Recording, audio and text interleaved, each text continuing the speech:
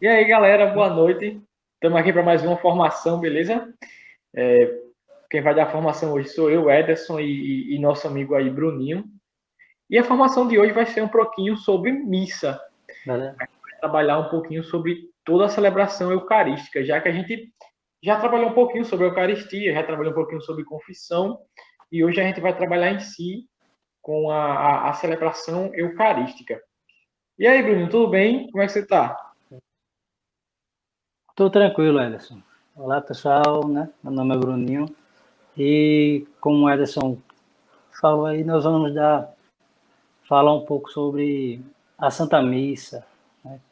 Os seus ritos, a importância se, de participar da celebração eucarística. É, a gente, como a gente tem falando sempre nas formações, a gente quer mesmo que vocês entendam a importância. É, hoje talvez seja uma formação um pouquinho mais da forma tradicional, porque nós iremos trabalhar um pouquinho o passo a passo da missa e falando a importância de cada um, trazendo às vezes algum testemunho da Santa Catalina, né, Bruninho? Que ela teve uma revelação no Isso, momento de missa e também um pouco sobre o missal romano, que é exatamente como posso falar, o documento, o livro de fato que vai falar como deve acontecer a celebração eucarística. Quer começar a oração, Bruninho? Quer que eu faça? Você que sabe. pode começar. Certo, então. Então, antes de começar a formação, né, como sempre, a gente precisa da nossa oração. Então, que possamos clamar para a Santíssima Trindade para que, de fato, ela esteja conosco durante toda a formação. Em nome do Pai, do Filho e do Espírito Santo. Amém. E que o Espírito Santo Amém. possa vir sobre nós para derramar todos os seus dons, para que possamos falar sempre a verdade e nada mais que a verdade que a própria igreja ensina, a verdade do próprio Cristo. Vinde, Espírito Santo, e enchei os corações dos vossos fiéis e acender neles o fogo do vosso amor. Enviai, Senhor, o vosso Espírito e tudo será criado e renovareis a face da terra. Oremos. Ó Deus que instruísse os corações dos vossos fiéis com a luz do Espírito Santo, fazer que apreciemos também todas as coisas segundo o mesmo Espírito, sempre sua consolação. Por Cristo nosso Senhor. Amém. Que a Virgem Santíssima também possa vir interceder por nós. Em nome do Pai, do Filho e do Espírito Santo. Amém. Amém. E aí, Bruninho, quer começar? Rapaz, começar falando sobre a importância, né? O que é de fato a Santa Missa, né? Por que nós temos que ir, qual é o papel, né, da celebração eucarística na vida de um cristão, na vida de um católico, né?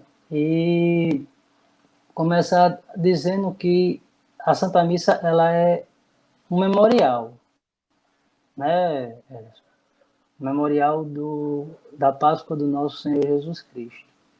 É isso. E que ao longo do tempo a Santa Igreja se faz renova esse sacrifício, né, em função justamente da, da questão da missa ser um memorial, ser Uhum.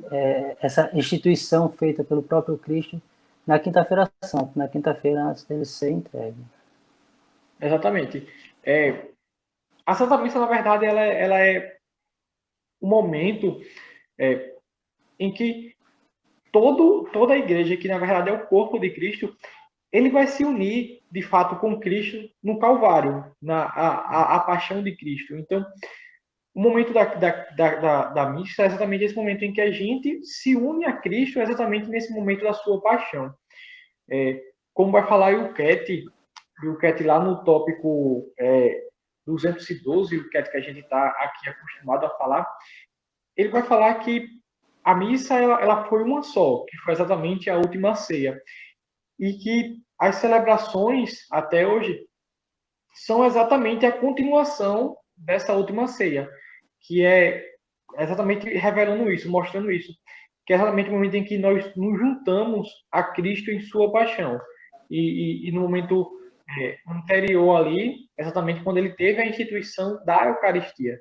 A gente tem que lembrar muito que a missa, toda a missa, ela leva exatamente à Eucaristia. Então, que a gente já teve a formação da Eucaristia, acho 15 dias atrás, que foi uma formação que eu dei, e a gente mostrou que a Eucaristia deve sim, de fato, ser o ponto principal da vida de todo católico. E a missa, ela vai levar exatamente à Eucaristia. Não é verdade, Bruninho? Isso. A própria missa é o sacrifício do Cristo, né? O sacrifício incruento, né? Que nós renovamos a cada domingo, a cada missa que nós participamos. É isso? Exatamente. E o católico, de fato, ele tem como obrigação ir à missa. Até, por exemplo, se a gente parar para pensar, o domingo. Por que o domingo é feriado? Porque o católico ele tem que ir à missa ao domingo, é uma obrigação. E a gente vê, por exemplo, pessoas que se dizem católicas, pessoas que se dizem da igreja, e elas não têm essa devoção à Eucaristia e por isso não participam da Santa Missa com tanta regularidade, né?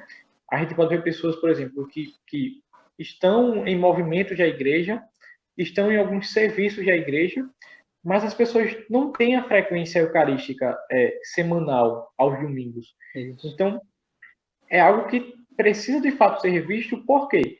Porque na missa vai levar a Eucaristia, como a gente já falou, e a Eucaristia é o ponto principal de toda a vida como cristão. Então, se você, católico, de fato fala que tem esse amor pela igreja, mas não tem essa devoção eucarística, não tem essa devoção da missa semanal, que vai muito além da devoção, mas sim é uma obrigatoriedade pelo preceito, né? Agora nós estamos liberados de preceito por causa da pandemia, mas tirando isso, é um preceito e que você tem que seguir. E você, de fato, não se dispõe a isso, é algo que precisa mesmo ser revisto, porque é o ponto principal da nossa vida. E assim, como nós precisamos ter esse sentimento de precisar, de necessitar de ir à missa. É um preceito, Exatamente. é uma obrigação, mas a gente tem que ter, lógico, esse compromisso, né, cumprir o preceito, mas saber que ali você está se encontrando com o próprio Cristo. Né? Você tem que ter amor, tem que ter a veneração, tem que ter todo o respeito, né? A gente tem que ter esse sentimento de precisar de ir à missa. Não ir porque Uhum.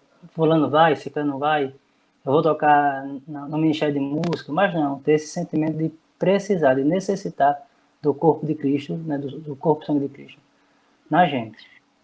Isso. E para começar mesmo falando sobre a missa em si, o seu passo a passo, eu queria falar começar dizendo que não foi de fato a igreja ou então algum homem durante o tempo que chegou e falou a missa tem que ser assim, pronto. Na verdade, a missa como nós conhecemos hoje, ela é uma continuação das celebrações feitas pelo próprio Cristo. Por exemplo, pode ver muito em todos os evangelhos que na última ceia Cristo de fato teve como posso falar, ele seguiu de fato um rito. E todas as vezes que Cristo aparecia para os apóstolos, a gente pode ver isso nas escrituras, que também se seguia daquele formato. E aqui eu trouxe um testemunho que está no Catecismo, lá no tópico 1345. É um testemunho de São Justino Mártir, certo? Ele foi um santo, foi martirizado, viveu no século II, ali por volta de século II, lá em 150, 155. Na verdade, ele nasceu em 138 e morreu em 161. E em 155 ele escreveu o seguinte testemunho, certo? No dia do sol, como é chamado, reuniu-se no mesmo lugar os habitantes, quer das cidades, quer dos campos. Leem-se na medida em que o tempo o permite, ora os comentários dos apóstolos, ora os escritos dos profetas. Então ele está dizendo o seguinte, que no dia de sol, no caso no domingo, várias pessoas, sejam elas da cidade e do campo, elas se juntavam e elas oravam, elas liam os comentários dos apóstolos, os escritos dos profetas antigos. E depois que a leitura terminava, o que preside, no caso, o padre, toma a palavra para aconselhar e exortar a imitação de tão sublime ensinamento. Então as pessoas se uniam, elas paravam para ler tanto aquilo que os apóstolos tinham escrito, os evangelhos, aquilo que os profetas tinham escrito antigamente, e depois disso, aquela pessoa que presidia a cerimônia, ele parava e aconselhava e falava sobre os sublimes ensinamentos que eles acabaram de ler. Então a gente já pode ver aí uma grande semelhança, por exemplo, com a missa, não é mesmo, Bruninho?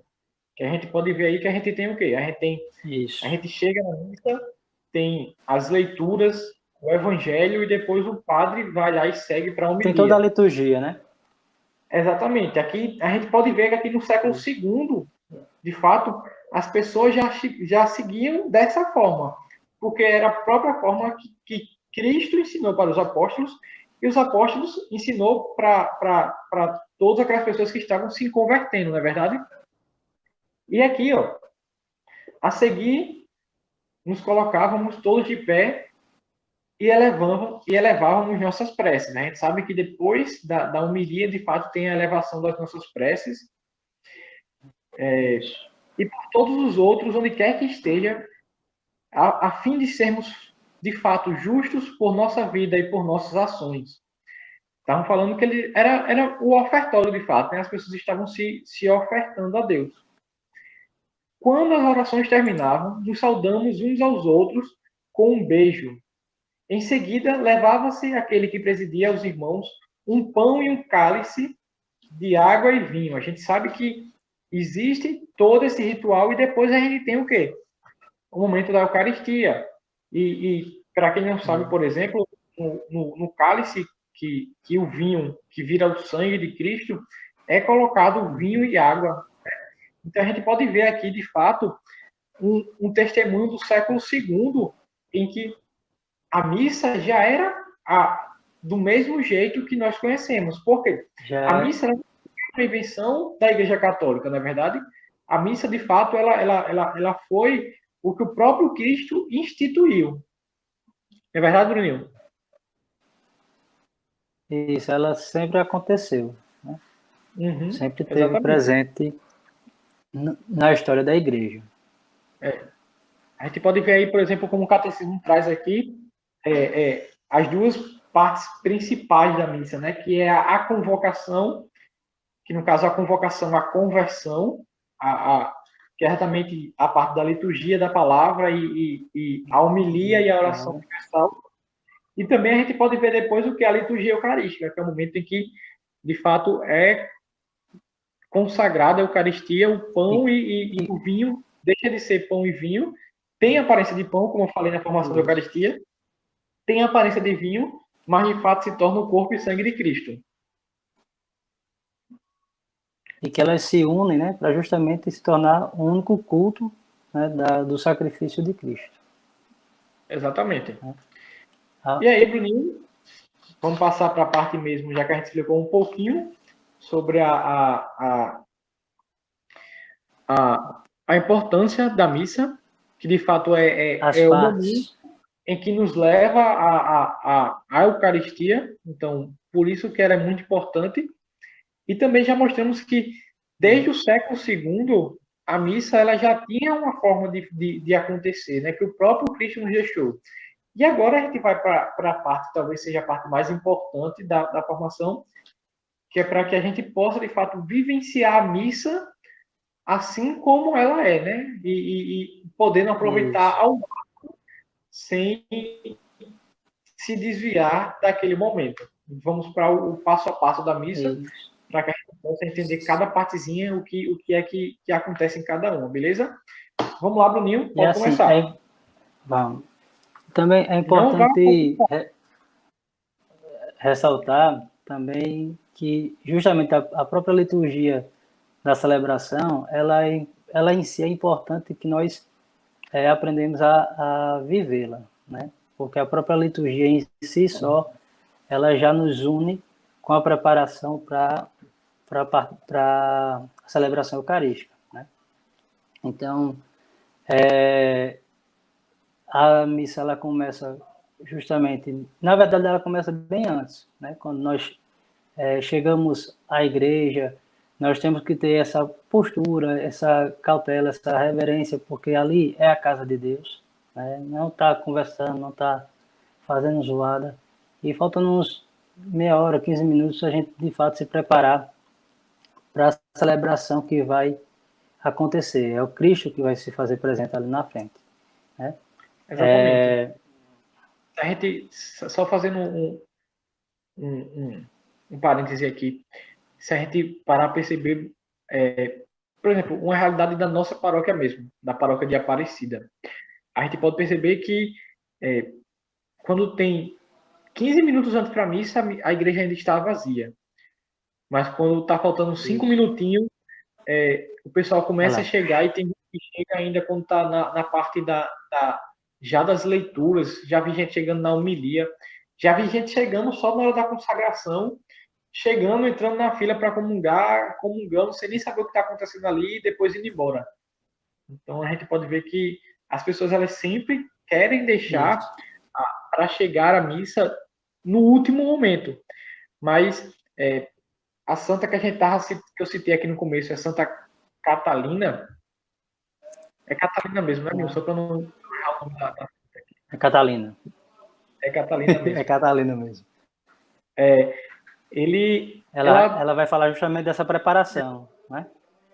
porque só para explicar a história um pouquinho é o seguinte: ela foi uma santa que ela teve uma experiência de fato especial na missa e no momento em que ela estava chegando para a missa, ela chegou um pouco atrasada para a missa e aí Nossa Senhora se revelou para ela para acompanhar a missa junto dela, explicando passo a passo e ela tendo visões místicas do que acontece. Porque, como eu falei, por exemplo, na, na formação sobre a Eucaristia, existem em alguns momentos da igreja ações invisíveis que remetem a E ações do assim, quê? Quer dizer, ações visíveis que remetem a ações invisíveis. E na invisíveis. missa acontece isso também. E ela teve toda essa revelação dessas ações invisíveis que estavam acontecendo naquele momento. Então, um dos questionamentos que a Nossa Senhora fez para ela, assim que ela chegou à missa e que ela percebeu que ela teria uma revelação naquele momento, foi: por que chegas no último minuto, né?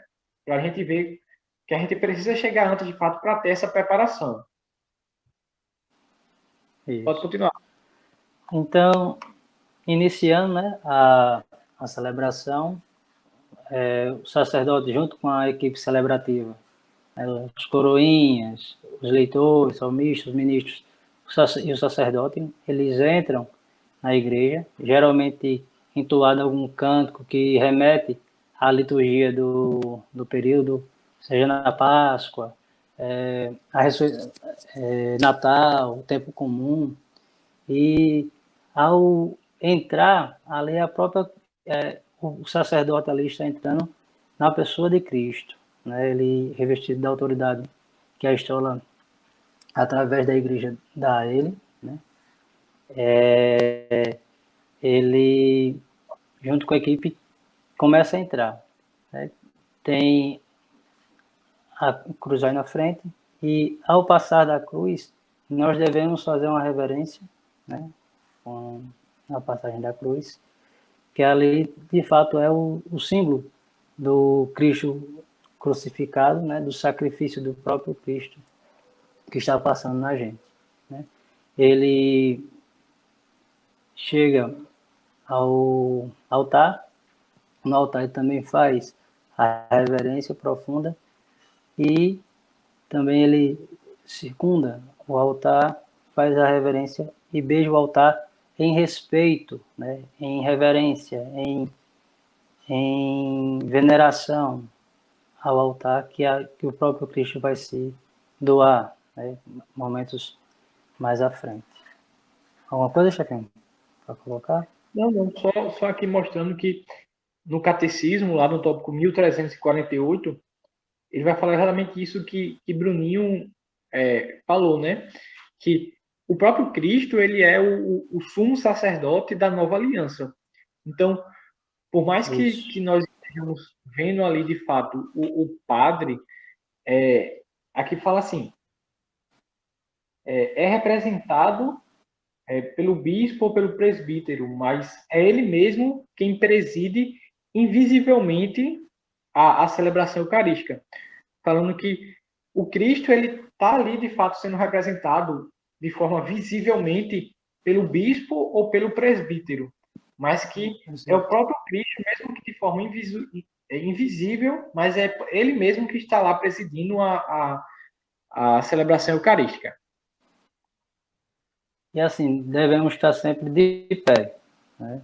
Jamais sentado. A gente não recebe um rei sentado, a gente recebe um rei em pé, né? Com toda a reverência, com todo o respeito que ele merece. Imagina o rei dos reis entrando. Então, o sacerdote, ele, no caso lá de Aparecida, lê a antífona de entrada, né? E ele convoca os fiéis, convoca a Assembleia, né, para se unir ao Cristo, né, na celebração. Então, quando ele evoca, né,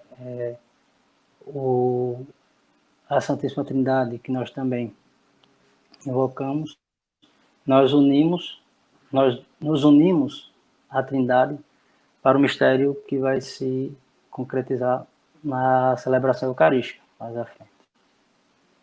Exatamente. Bruninho, só me fala o tempo aí, só para não me alongar tanto, para que a gente não se alongue 23. tanto. 23 minutos já, né? Certo. Certo, Pronto, certo. então, segundo Isso. passo, né? E depois de que o padre entra e, de fato, a gente se une a Cristo, existe o ato penitencial, né? Que naquele momento do Isso. ato penitencial, é como se nós remetemos mesmo ao lava-pés, que o Cristo faz lá na última ceia. Que o Cristo vai lavando os pés de todos os discípulos e Pedro até indaga por que lava meus pés. E o Cristo fala que é para que de fato eles estejam purificados, não se podem sentar à mesa do Cordeiro, né? Se eles estiverem puros.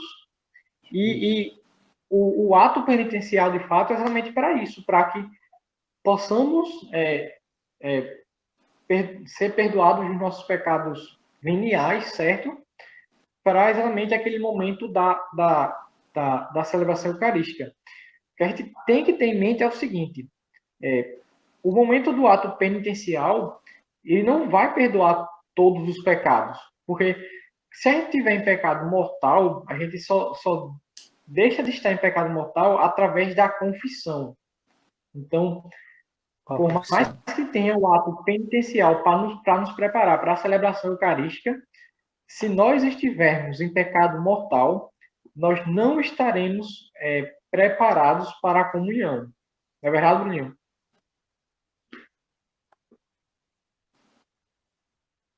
Isso.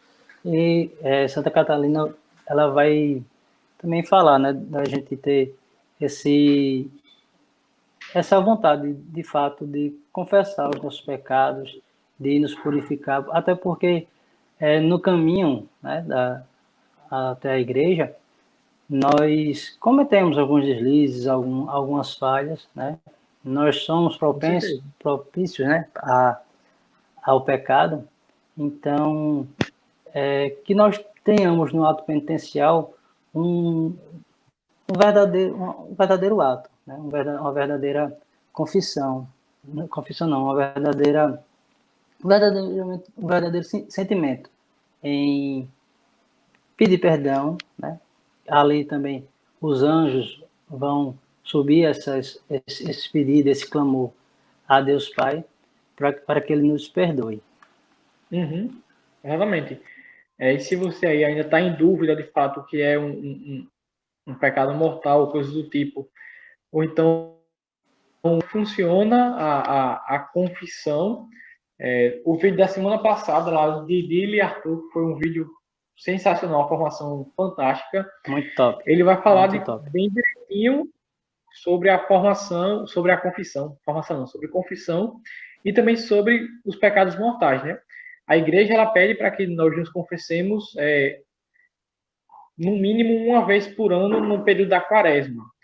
Mas, por exemplo, eu, Ederson, se eu me confessasse uma vez por ano, eu passaria o resto do ano todo sem poder confessar.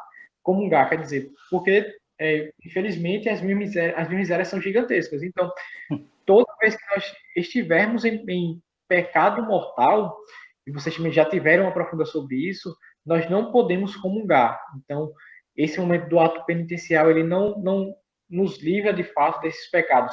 E mesmo assim, aqueles pecados veniais que a gente está lá e que se preparado repetem. a partir pelo. Não, é preparado de fato a partir do ato penitencial para aquela celebração, nós depois temos que confessá-los eles na confissão, né, com o próprio sacerdote. E aí, Bruninho, passa adiante. Isso. Aí, depois do ato penitencial, né, depois da absolvição dada pelo sacerdote, nós temos o Glória, né? O Glória, que é o cântico de louvor. O interessante do Glória é que ela é uma oração que não se pode ser mudada, né? Glória a Deus, Pai, todo. Glória a Deus nas alturas, paz da terra, aos homens por Ele amados. Então, a oração do Glória, a oração de louvor, ela não pode sair da liturgia. Tem alguns lugares que nós vemos que eles mudam um pouco a versão, mas para não perder o efeito da oração, é importante que façamos ela completa. Não se entoa o canto de glória no advento, nem na quaresma, né? E ela é entoado nos domingos, né? Que é o dia do Senhor, e também nas solenidades da igreja. Exatamente. Essa questão, por exemplo, das partes fixas da missa que não podem ser mudadas, a gente pode encontrar tudo lá no missal romano, certo? Se a gente, por exemplo, você vai à missa em uma determinada paróquia e você acha que o padre vê como. Você tem que ver de fato como é que o padre está celebrando, e você pode conferir no missal romano.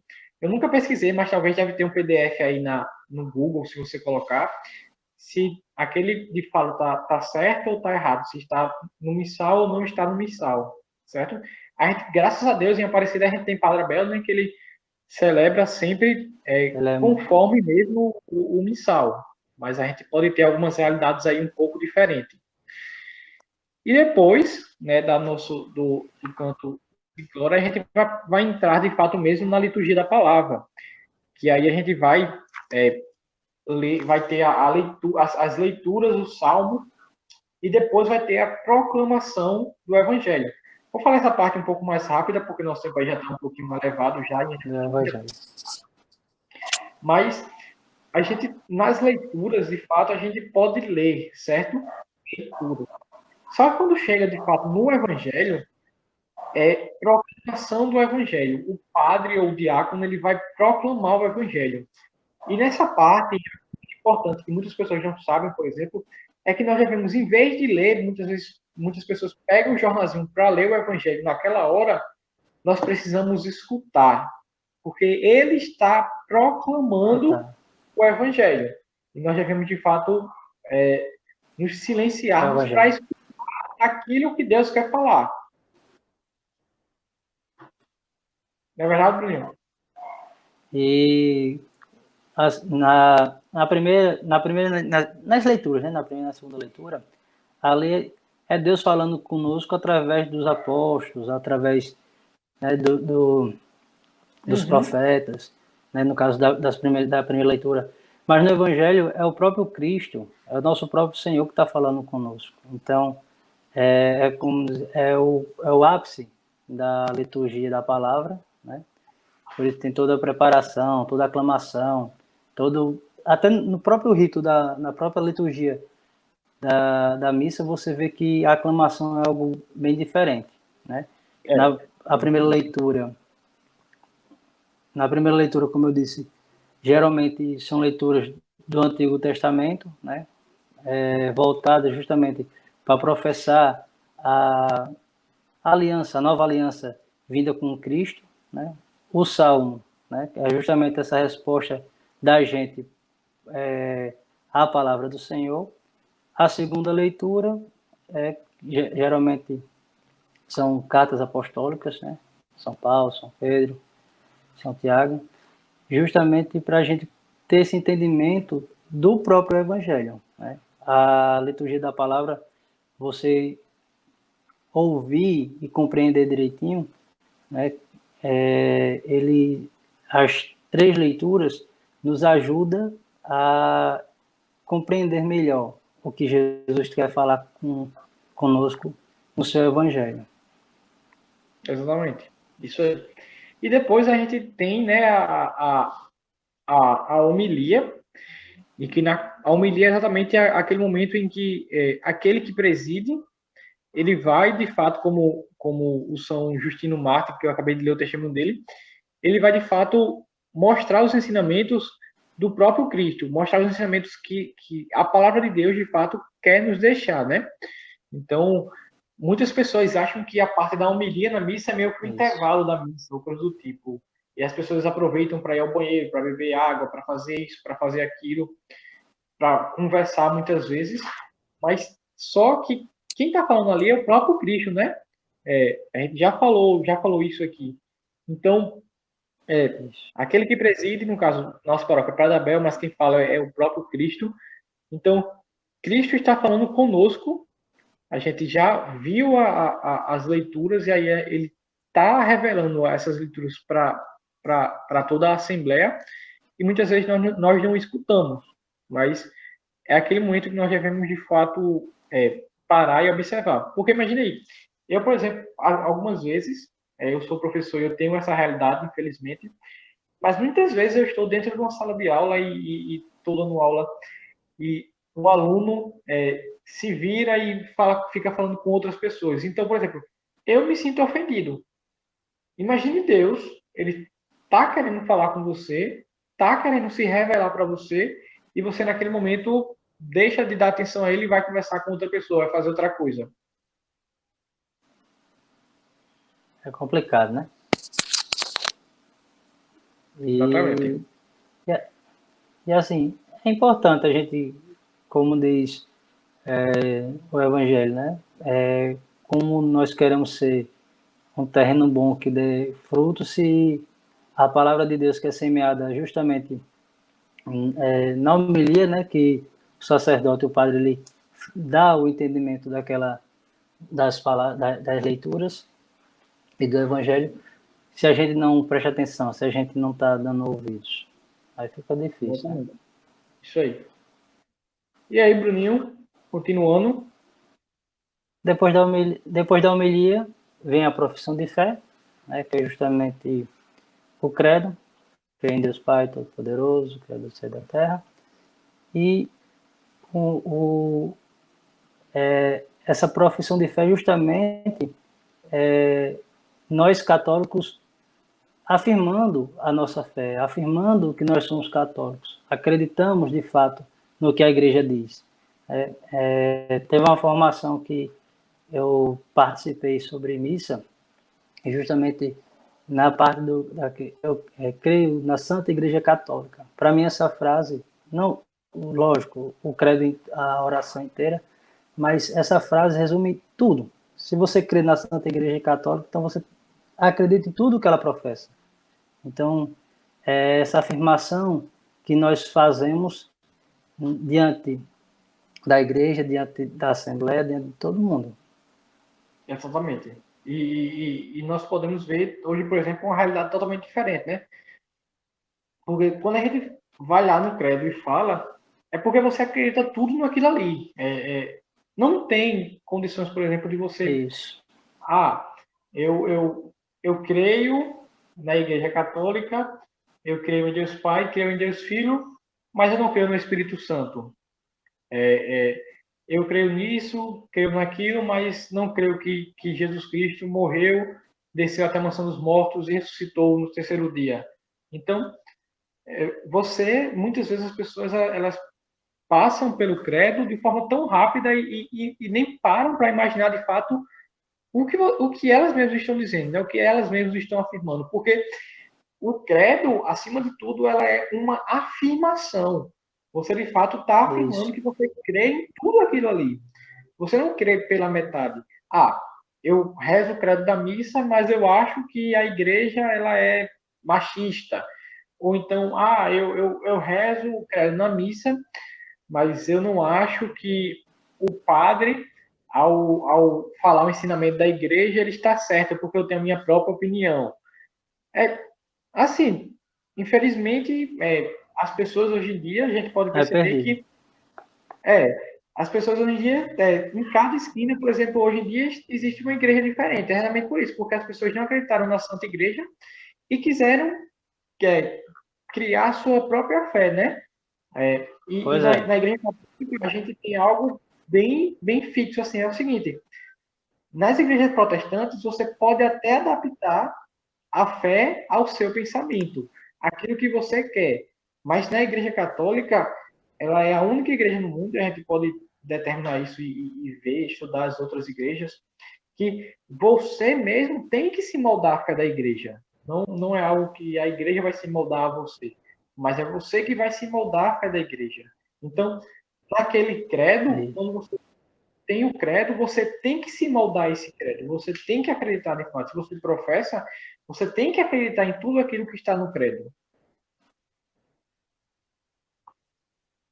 E caso você tenha alguma dúvida, algum questionamento sobre a sua fé, estude. Primeiro peça a Deus, né, a iluminação, o Uhum. discernimento, e procure saber de fontes verdadeiras que, de fato, a igreja apoia, que a igreja acredita, né, e Uhum. procure e busque informar. Um Depois do momento propício credo, para a crisma.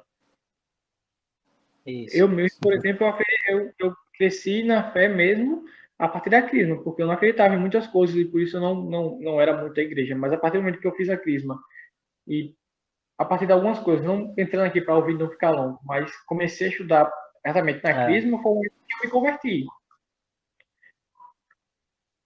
38, esse chefinho. Eita, vamos lá então, 38 para vamos adiantar. 39 minutos. Ah, vamos. Depois do credo, temos a oração universal, né, que é onde nós nos unimos, nós fazemos as súplicas, né, ali Uhum. diante do altar, pedindo pela igreja, pedindo pelos governantes, pela nossa saúde, pela saúde no geral, onde ali nós fazemos nossos pedidos, É, nossos de clamores. toda a comunidade. E depois, de fato, nós vamos para o ofertório, né? A parte que muitas pessoas acham que o ofertório é só dar dinheiro para a igreja, mas o ofertório ele vai muito além disso. Chefinho, Oi, oi. aí nós começamos a parte da liturgia eucarística, não é isso? No ofertório. Sim. Oi, Então tá. Bruno? Pode continuar. Pode continuar. Oi. É porque está travando um pouquinho aqui. Mas aí a gente vai, É, né, liturgia eucarística e ofertório. E o momento em que as pessoas elas acham mesmo, como eu já falei, que o ofertório é simplesmente dar dinheiro para a igreja. Mas o ofertório ele vai muito além disso. Existe um significado espiritual, de fato, por trás do ofertório que é gigantesco. É o momento em que nós mesmos nos entregamos entendamos como misérias, né? Sei lá, por exemplo, a gente pode pedir, mas também a gente pode se entregar, pode se ofertar.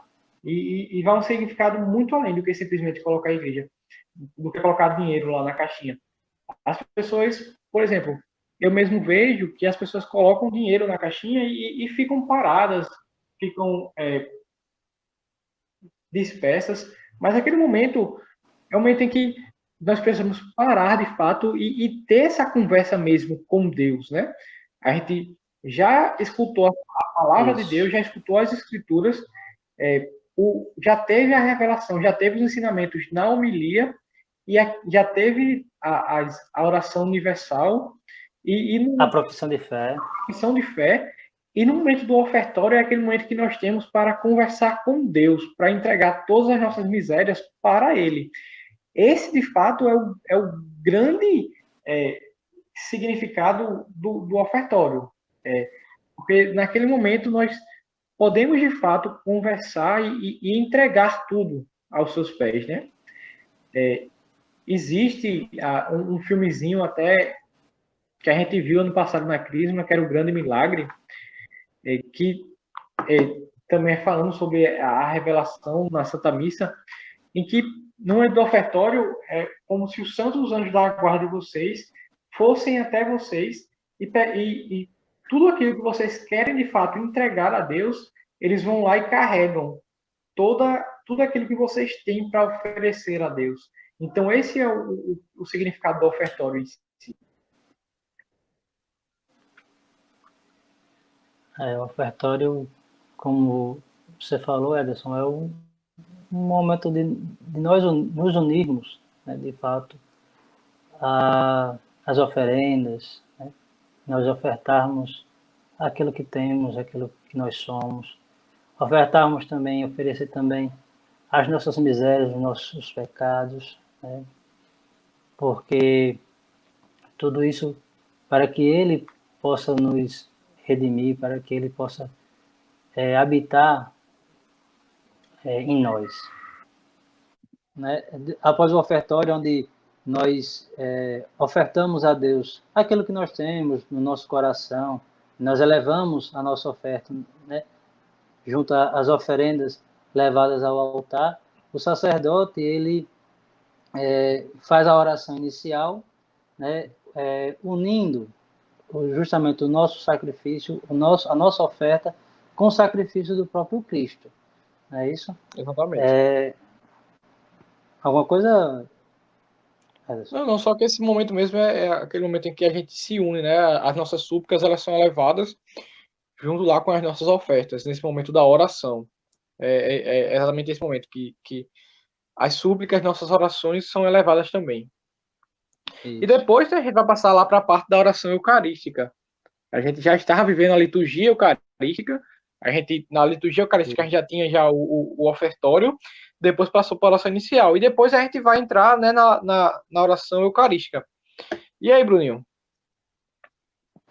A oração eucarística, o padre, o sacerdote, ele convida, né, a Assembleia a elevar o nosso coração ao Senhor, a elevar, a, a gente dar graças ao nosso Deus, não é isso?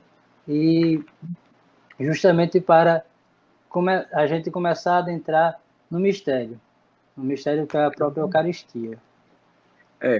Nesse momento também é um momento em que a gente se une a toda a igreja, seja ela a igreja aqui da terra, das pessoas E a Igreja que estão Celeste. ainda aqui na caminhada, e também as pessoas que já estão junto a Deus, aos seus anjos e aos seus santos. Então, é nesse momento aí que toda a igreja, de fato, ela se une para celebrar o grande milagre da Eucaristia, né? Isso. Após o sacerdote fazer a introdução, temos o santo, né? Santo, santo, santo, que é uma oração fixa da própria liturgia da missa. Né? Não se pode fazer alteração nessa nessa parte, e é justamente nós aclamamos o Cristo que vai se doar ali no altar, aclamando o Santo, Santo, Santo, e relembrando também o Domingo de Ramos, né, onde nós saudamos o Jesus entrando em Jerusalém, é isso? Usando nas alturas, bendito que vem em nome do Senhor. Então nesse momento, toda a igreja ela se une em louvor de fato, e é o momento antes da consagração, né? O momento antes da parte principal mesmo, da missa como um todo. Na consagração, depois da oração eucarística, de fato, o milagre eucarístico ele vai acontecer, né? Onde aquele pão e aquele vinho, ele deixa de ter a aparência de pão, deixa de ter a aparência de vinho, e de fato vira corpo e sangue do nosso Senhor Jesus Cristo. Pois é. Aí, após, né, a oração eucarística, nós vamos ter a consagração propriamente dita, né? Onde, como o Ederson disse, o pão deixa de ser pão, vira a carne de Jesus, e o sangue, né, o cálice, vira o vinho vira, na verdade, o sangue de Jesus. E é um momento sublime, né? A liturgia eucarística é a parte sublime da Santa Missa. É por ela que nós nos reunimos, nós estamos ali diante do altar, diante do sacerdote, para ter esse momento, né? A consagração é o ápice, é o cume de toda a celebração. Então, Exatamente. é necessário que nós tenhamos sempre o maior respeito, a maior veneração, né? É ali que está acontecendo a transubstanciação. Isso, verdade. E depois da consagração, existe um momento chamado oblação, e que nesse momento da oblação, de fato, o que acontece? A igreja como um todo, ela oferece ao Deus Pai e ao Espírito Santo exatamente aquela hóstia consagrada, a hóstia imaculada, que representa ali de fato a totalidade do Cristo, né? Corpo, sangue, alma e divindade do Cristo. Então, esse é o momento de fato da igreja oferecer aquele sacrifício de Deus a Deus Pai e ao Deus Espírito Santo.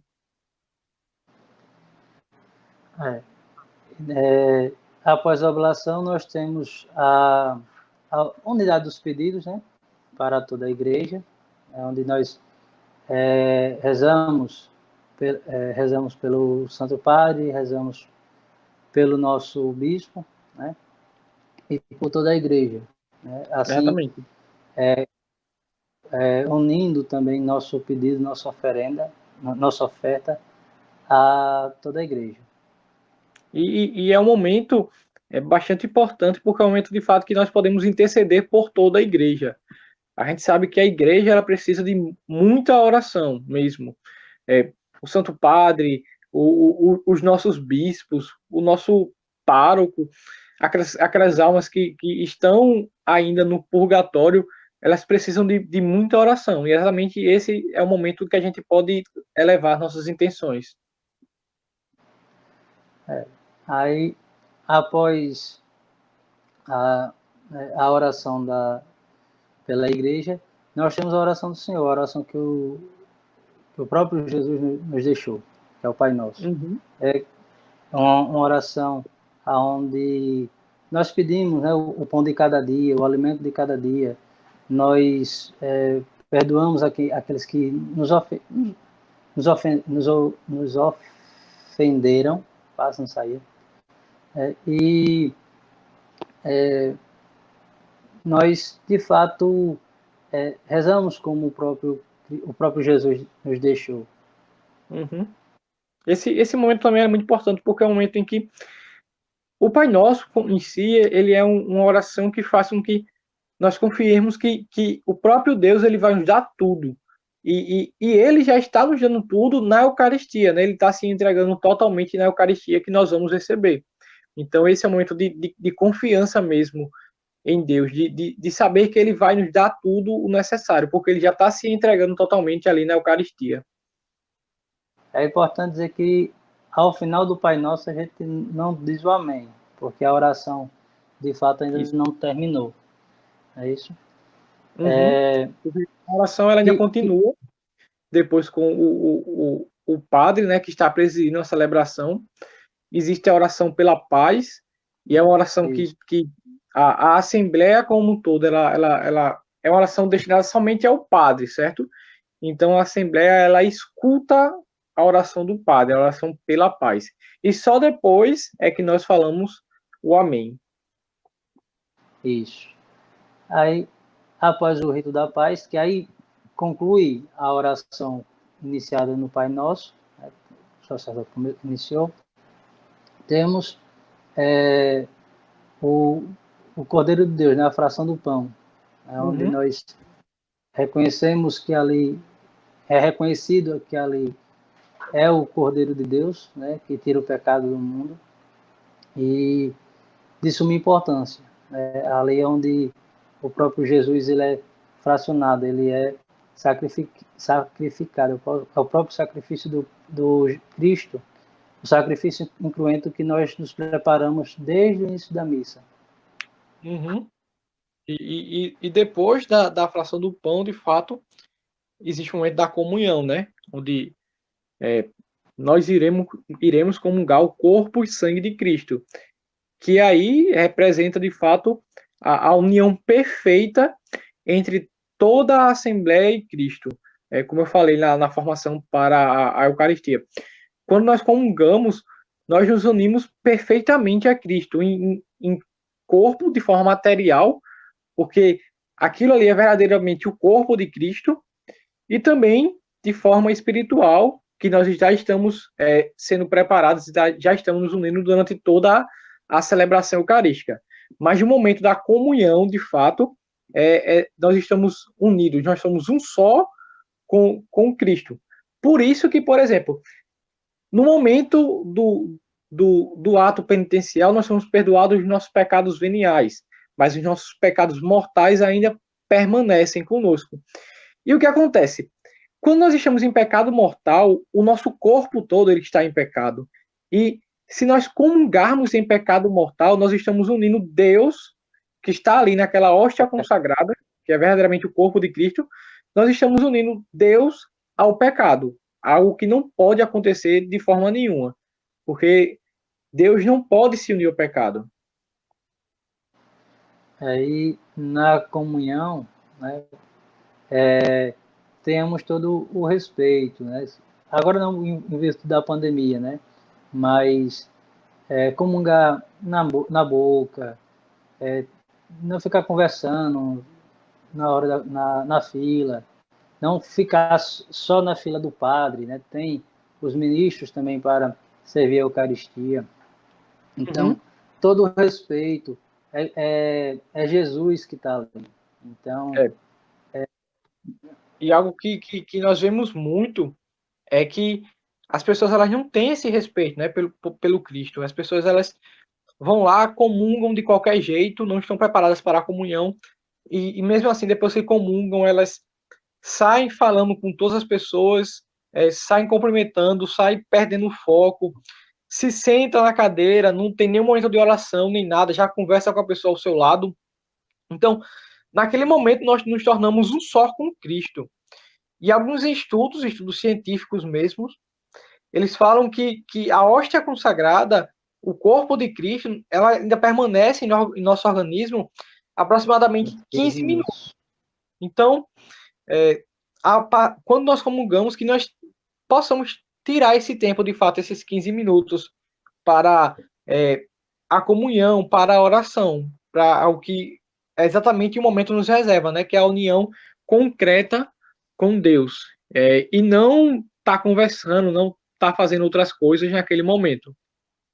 E como o Ederson disse, né, da gente estar em estado de graça para poder receber Jesus, nós nos tornamos, nesses 15 minutos, o sacrário vivo do próprio Cristo, do próprio Jesus.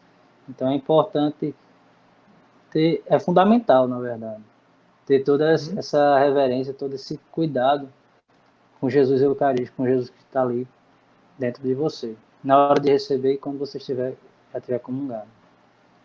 E só para a gente ver que não é o que eu ou o Bruninho está falando sobre a não comunhão de fato sem estar preparado, lá no Catecismo, tópico 1355, vai falar o seguinte: e a ninguém é permitido participar da Eucaristia, senão aquele que, admitindo como verdadeiros os vossos ensinamentos e tendo sido purificado pelo batismo para a remissão dos pecados e para o novo nascimento, levar a vida como Cristo ensinou.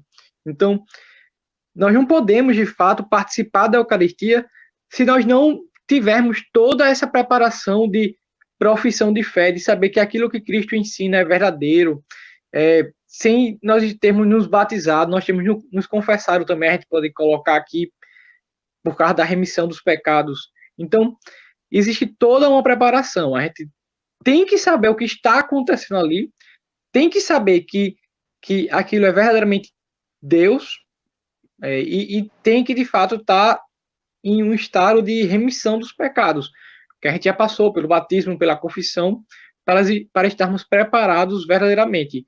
E só assim é que podemos, de fato, ir para a comunhão. Tem algo que nosso irmão Luiz fala muito, e que é uma grande verdade, é que, infelizmente, as filas para a comunhão, elas são muito maiores do que as filas para a confissão.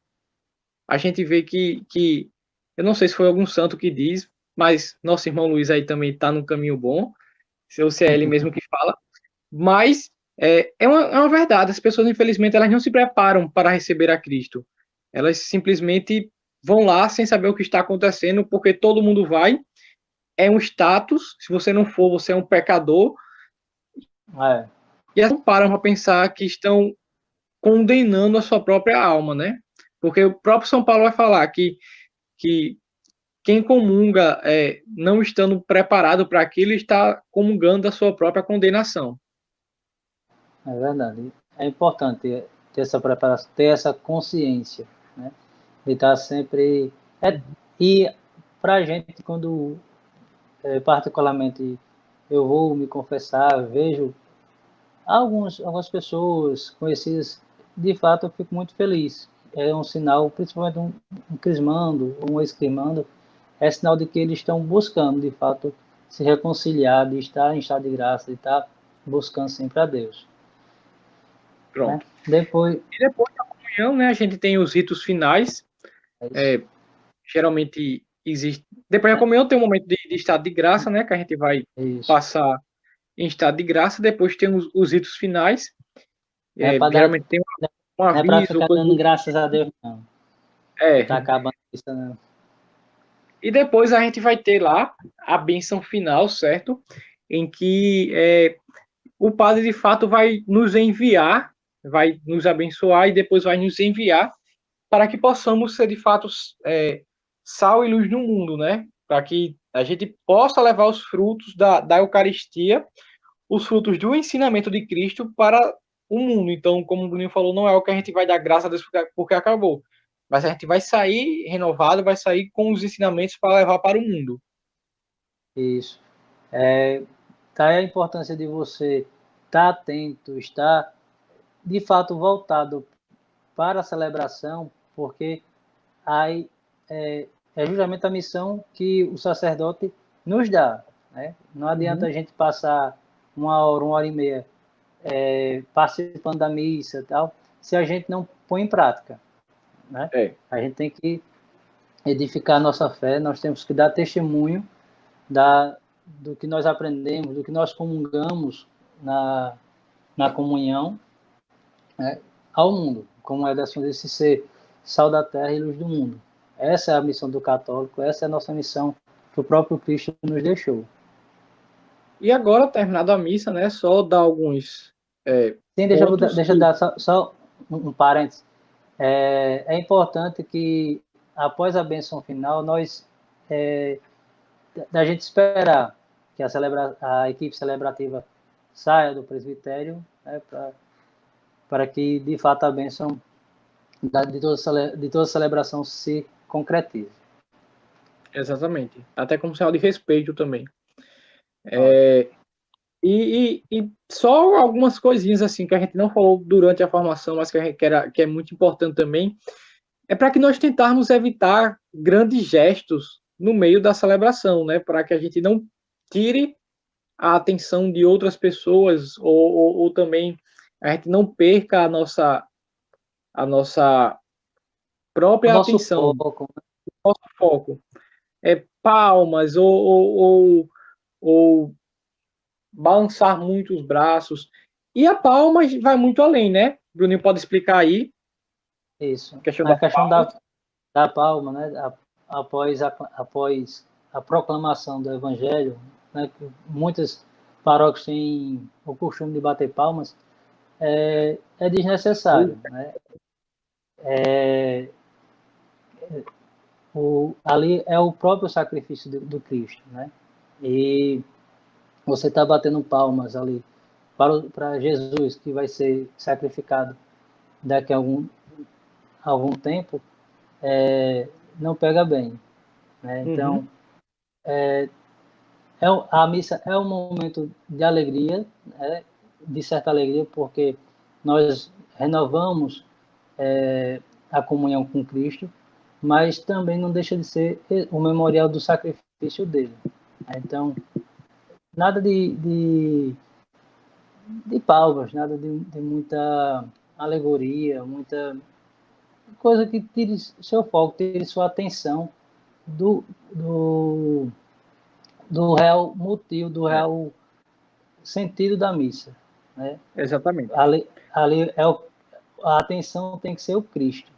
O resto, as adjacências devem ser, de algum modo, suspensos, né? Isso. É, e também aqui, hoje a gente estava querendo falar um pouquinho sobre as cores litúrgicas e também sobre os anos litúrgicos, só que o vídeo já está muito longo já, e eu acho melhor a gente deixar isso para um tema para o aprofunda posteriormente, para que o vídeo não Isso. seja gigantesco, para que a gente não passe mais 10 minutos falando só sobre isso. Então a gente está querendo aqui terminar, beleza? A nossa formação de hoje. É, tomara que tenha ficado bem explicativo. A gente tentou explicar mesmo o passo a passo para que não restasse nenhuma dúvida, né, Bruninho? Isso. E quer, um, quer participar de uma missa bem celebrada? Participe em Aparecida, né, como o Ederson disse no início da formação. O Padre Abel ele segue muito, ele é muito litúrgico, ele segue muito o missal, que é o correto, né, que é o certo. Então, você prestando atenção nos ritos, nos gestos, né, onde que a gente está em pé, onde nós devemos estar sentados, né, onde nós devemos nos inclinar, isso tudo, Padre Abel ele consegue apresentar de forma bem tranquila, bem suave nas missas celebradas por ele. Exatamente. Graças Então, a Deus, louvado a Deus por ter ele na nossa paróquia. exatamente. Então, que possamos de fato pedir a intercessão da Virgem Santíssima para que ela possa vir sobre nós, acalmar os nossos corações e abrir nossas mentes para o momento de fato do sacrifício de Deus. Então, Ave Maria, cheia de graça, o Senhor é convosco. Bendita sois vós entre as mulheres, bendito é o fruto do vosso ventre, Jesus. Santa Maria, Mãe de Deus, rogai por nós, pecadores, agora e na hora de nossa morte. Amém. Em nome do Pai, do Filho e do Espírito Santo. Amém. Amém. Tchau, tchau, galera. Falar alguma Falou, coisinha, Bruninho, para galerinha. terminar? Não, tudo tranquilo. Bom São João, cuidado, Isso, juízo. juízo. E um abraço. Tomara que logo, logo a gente volte a se encontrar, não é verdade? Isso, isso. Então, tchau, Pelo tchau. menos uma notícia boa que as celebrações vão voltar, né? É Só um a ponto. partir de domingo, a partir de sábado ou domingo, né? Dependendo da Isso, paróquia, já vai ter a isso, celebração. Então, tentem se preparar para a celebração e depois participem agora já sabendo muito mais sobre a celebração eucarística em si. Um busquem a abraço, tchau, confissão. tchau. Isso, busquem a confissão. Assistam o vídeo lá de Lili e Arthur. Valeu! Tá, tá.